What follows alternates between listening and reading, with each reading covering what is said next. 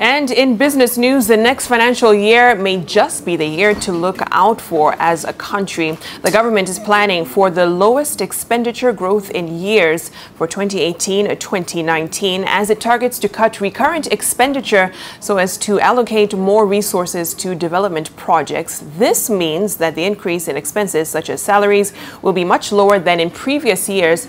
Well, this is according to the National Treasury's Budget Review and Outlook paper. In 2015-2016, expenditure rose by 141.9 billion shillings compared to 2014 to 2015's level. Then the 2016-2017 growth was 328.1 billion and on to 274.1 billion shillings increase in expenditure in 2017-2018, and now for the next year it is projected to be 115.2 billion shillings. After this, it is to rise again by 218.5 billion shillings.